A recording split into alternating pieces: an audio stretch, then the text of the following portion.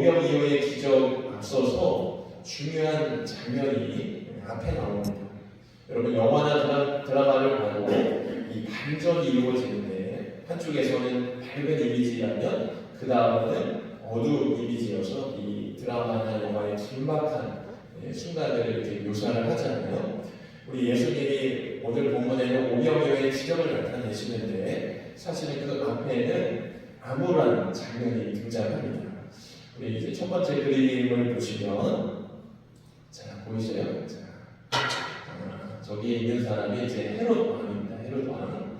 성경에 보면은 이 헤롯이라는 이름을 가진 왕들이 여러 명 등장하는데 사실은 같은 사람은 아닙니다. 근데 오늘 우리가 보는 이 14장에 등장합니다. 우리가 14장 13절부터 보지만 그 1절에 나오는 이 헤롯 왕은 헤롯 안티파스라는 사람이에요. 이 사람은 성경에서 아주 유명한 헤롯 대왕의 아들입니다. 근데 이 대왕의 아들들이 있는데 그 아들 중에 한 사람입니다. 여러분 우리도 여기 보니까요, 우리 아들도 아버지로부터 자녀들이 이제 재산을 물려받잖아요, 그렇죠? 이쪽 땅은 큰 아들, 이쪽 땅은 작은 아들, 저쪽 땅은 막내 아들, 이렇게 자녀별로 이렇게 재산을 나눠주는 것처럼 저 헤롯 대왕이, 그러니까 저 그림에 나와 있는 아버지 헤롯 대왕이 자녀들에게 이 땅 분배를 해줬습니다. 그리고 각자 땅을 다스리게끔 했죠. 그래서 성경에 보면 분봉왕이다 이런 표현이 있습니다. 분봉왕. 어려운 말일 수 있지만 기억해 주시면 좋습니다. 분봉왕이라는 것이 바로 이 헤롯 대왕이 나눠준 땅을 자식들이 다스리면서 왕이 되는 것입니다. 근데 오늘 저 헤롯 대왕의 승리를 하는데 많은 사람들이 지금 모여 있잖아요. 근데 여러분 자세히 보시면 저 헤롯 대왕의 눈이 어때요? 이렇게 행복해 보이나요? 네, 안 보여요?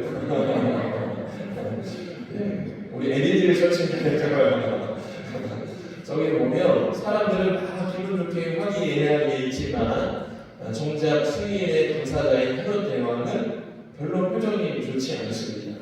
왜 그러냐면 이 헤롯 대왕의 생일에 이 앞에 보면 이제 그 여자 젊은 여성이 등장하는데 이 젊은 여자는 이 헤롯 왕의 새로 얻은 부인의 딸입니다. 그러니까 자기의 친딸이 아니라 자기가 얻고 싶어서 얻은 조카의 아내를 빼앗아서 결혼을 하게 되는데 그 사람이 이제 왼쪽에 있는 여자죠. 그 딸이 이 헤롯 왕에게 생일을 기념을 해서 춤을 춰가지고 헤롯을 기쁘게 합니다.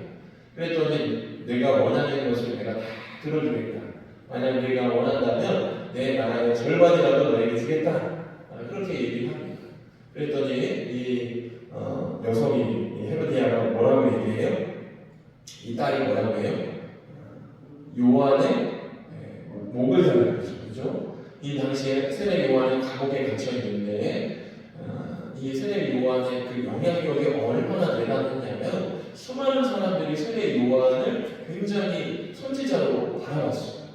그러니까 이 헤로드 입장에서는 세례 요한을 감옥에 가둬두긴 했지만 이 왕을 살리고 죽일 수 있는 권한을 있긴 했지만 그거는 자기에게 큰 어려움일 수 있고 정치적인 공격을 당할 수 있는 곤란한 상황이었어요. 근데 이 생일날에 어떻게 해요? 이미 약속을 해버리고 이 딸 사람들한테 하죠. 그러니까 그때부터 고민에 빠진 거죠.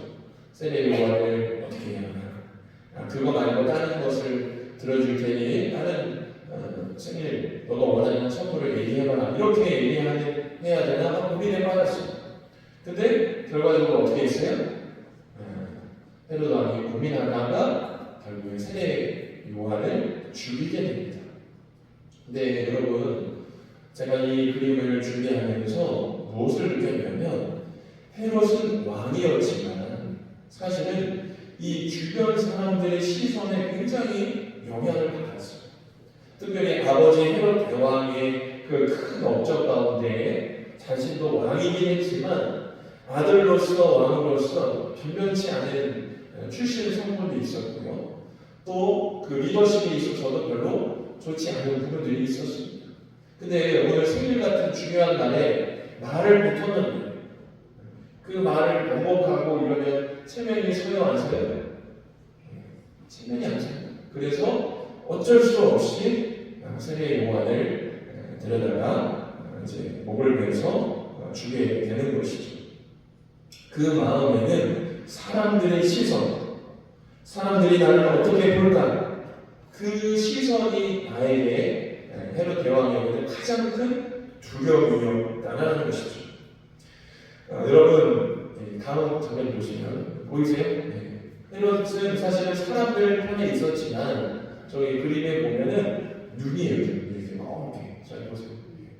사람들의 시선을 따라서 그 시선에 따라서 자기가 염려하고 두려워하고 그래서 해서는 안 될 행동까지 하게 된 것이죠.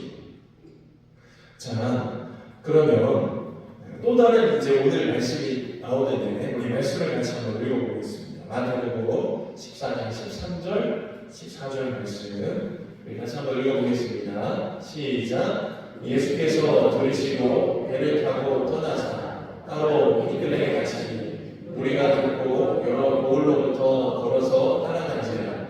예수께서 나오사 큰 무리를 보시고 불쌍히 여기사 그 중에 있는 병자를 고쳐 주시니라. 아멘. 자, 여기 이 말씀에 보면은 이러한 세례 요한의 죽음 이후에 벌어진 상황이에요. 여러분, 근데 이 성경의 이야기를 볼 때 우리가 생각해야 할 것은 지금 누가 죽음을 당했어요? 누가 죽음을 당했어요? 세례 요한이죠. 그러면 다음 타겟이 누굴까요? 그렇죠. 세례 요한은 예수님보다 앞선 사람이고 나는 예수님 앞에 보면 그의 신들매조차 감당할 수 없는 사람이다. 오히려 나를 따르지 말고 예수님을 따라라. 그래서 그는 하여야 하겠고 나는 쇠하여야 하리라 이렇게 말하잖아요. 그렇죠? 그만큼 세례 요한은 모든 영광과 방향을 누구에게? 세례 요한은 예수님께 드렸다는 거예요. 근데 예수님이요, 만약에 이런 죽음의 공포와 어려움 속에 있으면 활동을 해야 할까요? 숨어야 할까요? 네, 숨어야 하죠. 근데 예수님이 지금 어디를 향하시면 광야로 가십니다. 빈들로 가셨어요. 근데 그 빈들로 갈 때에 수많은 사람들이 예수님을 쫓아오는 거예요. 그 중에는 아플 사람, 그 중에는 귀신 들린 사람도 있고 여러 사람들이 예수님께 향해 있는 것이죠. 화면에 보세요. 자, 그냥 보면 예수님은 자기를 노출해서는 안 돼요. 왜냐하면 죽을 수 있기 때문에. 그런데 예수님은 그 모든 외부적인 상황에 대한 시선이 중요한 것이 아니라 예수님이 바라봤던 것은 나에게로 가까이 오고 나에게로 오고자 하는 저 괴로워하는 사람들, 저 아프고 사연 있고 귀신 들리고 여러 가지 어려움 가운데 있는 사람들을 위해서 광야로 가시고 그들을 만나 주신다는 거예요. 예수님을 기다리는 수만 명의 사람들이 있었기 때문에 예수님은 그 자리로 가십니다. 저는 오늘 말씀을 준비하면서 굉장히 은혜가 됐던 부분이 바로 이 부분이에요. 여러분, 예수님은요, 헤롯은 왕궁에 계십니다. 근데 예수님은 지금 어디에 계세요? 빈들에 계십니다. 여러분은 인생을 왕궁에서 머물고 싶으십니까? 아니면 빈들과 아무것도 없는 광야에 머물고 싶으세요? 사람은 다 왕궁에 머물고 싶어요. 근데 헤롯 대왕은요, 그 왕궁에 있으면서도 늘 염려하고 두려워하고 근심하고 사람 눈치 보고 저 사람이 나를 어떻게 볼까? 내 말이, 내 행동이 사람들 앞에 나는 어떤 모습으로 비춰질까? 이것을 주목했다는 거예요. 가슴이 아프죠. 그런데 우리 예수님은 먹을 것도 누릴 것도 없는 빈들로 향하시면서 거기에서 정말 빈들과 같이 몸도 마음도 병들과 아픈 이들이 찾아올 때에 그들을 향해 걸어가십니다. 사랑하는 성도 여러분, 저는 저와 여러분들이 오늘 말씀처럼 예수님이 향해 걸어가시는 빈들로 향해 걸어가시기를 간절히 축원드립니다. 우리가 세상 사람들과 다른 이유는요, 세상 사람들은 영광의 자리, 사람들 앞에 인정받는 자리로 가고자 해요. 그러나 예수님을 믿고 복음을 확실히 내 마음에 와 닿게 믿는 사람은 어디를 향하냐면 빈들로 향하고 아픈 이들을 향하고 괴로운 이들을 향해 걸어간다는 거예요. 우리 14절 말씀을 보니까 우리 주님이 불쌍히 여겼다는 말씀하십니다. 바로 우리가 읽었죠. 불쌍히 여겼다. 근데 이 불쌍히 여겼다는 말을 그 헬라어 원어로 보면 무슨 뜻이냐면 창자가 끊어지는 듯한 아픔이다. 그러니까 내 옆에 있는 이 사람의 아픔에 대해서 창자가 끊어지는 것처럼 아프다는 것이죠. 여러분 주위에 아픈 분들이 계십니까? 여러분 주위에 괴로워하는 기도의 제목을 아는 분들이 있습니까? 근데 여러분 그것을 향해서 어떤 마음이 있습니까? 아이고 안 된다. 아이고 어떡해. 그리고 나서 그냥 끝인가요? 우리 주님을 찾아오는 이들을 향해서 갖고 계신 마음은 마치 내 창자가 끊어지는 것 같아요. 여러분 속병 당하신 적 있으세요? 우리가 배탈이 나면요 정말 겉으로는 멀쩡하지만 속이 탈이 나면 정말 하늘이 노래지고 막 쓰러지고 상황이 벌어져요. 그렇죠? 예수님은요 죽을 위기에 있는 상황 속에서도 자신에게 찾아오는 그 한 사람을 향해서 창자가 끊어지는 듯한 아픔을 느끼면서 그들을 향하셨다는 거예요.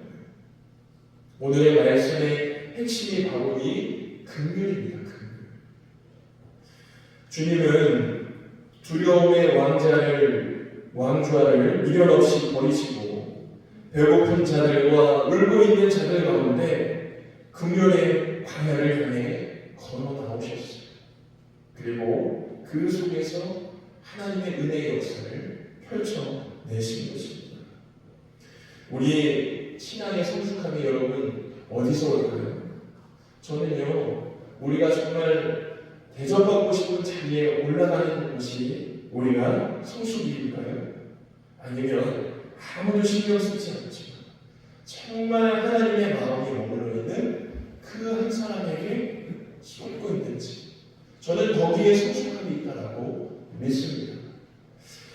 우리 15절부터 18절까지 말씀을 같이 한번 또 이어서 읽어보겠습니다. 15절에서 18절 시작. 저녁이 되매 제자들이 나와 이르되 이곳은 빈들이요 때도 이미 저물었으니 무리를 보내어 마을에 들어가 먹을 것을 사 먹게 하소서. 예수께서 이르시되 갈 것 없다. 너희가 먹을 것을 주라. 제자들이 이르되 여기 우리에게 있는 것은 떡 5개와 물고기 2마리 뿐이니이다. 이르시되 그것을 내게 가져오라 하시고 아멘. 여러분 예수님께서요 기적을요 그 즉시 행하실 수 있어요. 여러분 자 저를 보세요. 여러분 예수님은요 말씀으로도 기적을 행하실 수 있어요. 근데 예수님이 그냥 말로도 그냥 하늘에서 먹을 게 떨어질지어다 그러면 하늘에서 만나가 즉시 떨어질 수도 있어요. 메추라기가 날아올 수도 있어요. 구약에 실제 있었던 일처럼. 근데 예수님은 무엇을 말씀하시냐면 제자들에게 물으시고 너희에게 무엇이 있느냐 물으시고 여러분 제자들에게 먹을 것이 있겠어요? 그때 누군가 예수님께 작은 것을 드립니다. 오늘 우리가 읽은 마태복음에 나와 있지 않지만 다른 복음서에 보면 한 어린아이가 가져온 보리떡 5개와 물고기 2마리가 등장합니다. 자, 다음 장면 한번 보여주실까요? 자, 어린아이가 이 저녁이 됐는데 다 배고픈 거예요. 그랬더니 자기가 먹을 만한 정도의 그 음식을 예수님께 드리는 거예요. 여러분 왜 예수님은요 말로 행하지 않으시고 먼저 왜 우리에게 무엇이 있느냐 물어보실까요? 저는요 삶을 통해서 그 이유를 깨달았어요. 우리 주님이 역사를 하실 때는요 우리의 노력을 조금이나마 못하게 하죠.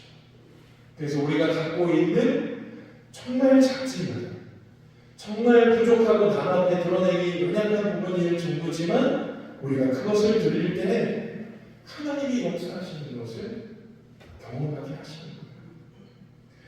제가 얼마 전 어떤 목사님께 들은 이야기를 함께 나누고자 합니다.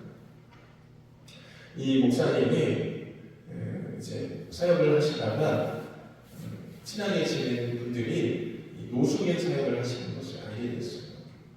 그러면 노숙인 분들은요, 이제 먹는 것과 입는 것, 지난 겨울에 되게 추우셨을 텐데, 그래서 늘 이 재정이 많이 들어갑니다.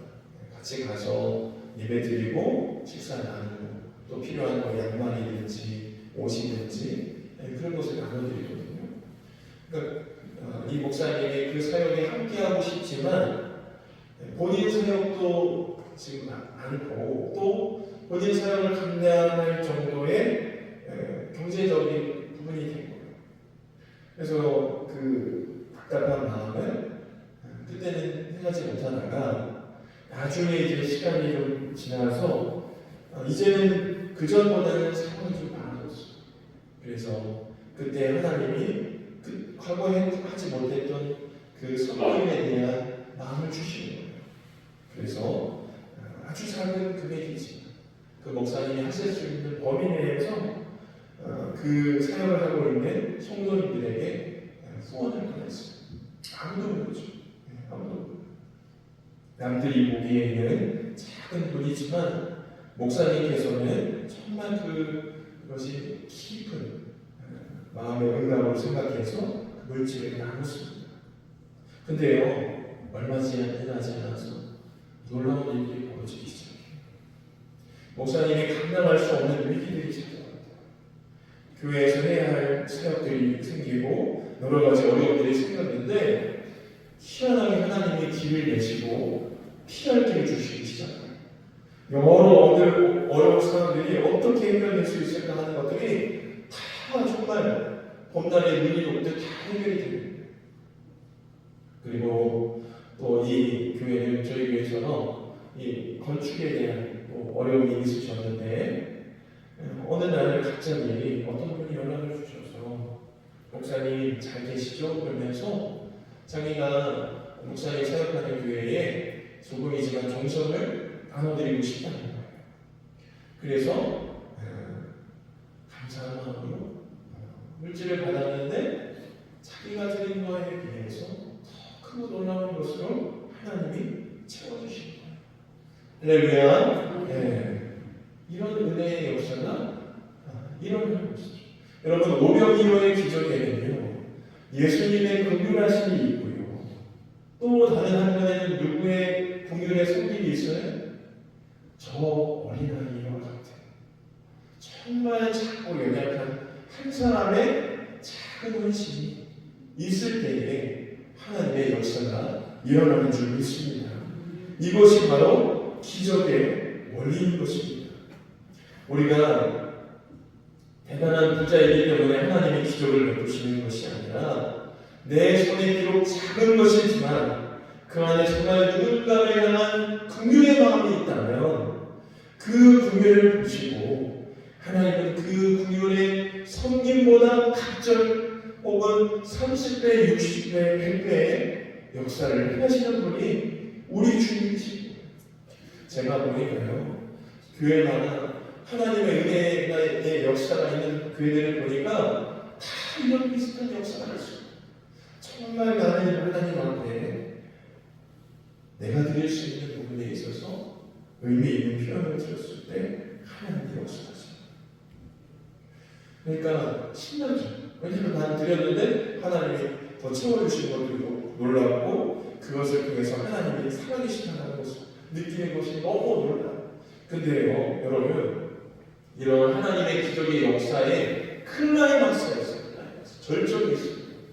자, 우리 19절에서 21절의 말씀, 우리 화면을 보시고 우리 같이 한번 읽어보겠습니다. 19절에서 21절 시작. 우리를 명하여 잔디 위에 앉히시고 떡 5개와 물고기 2마리를 가지사 하늘에 오르러 축사하시고 떡을 떼어 제자들에게 주시매 제자들이 우리에게 주니 다 배불리 먹고 남은 조각을 12바구니에 차게 거두었으며 먹은 사람은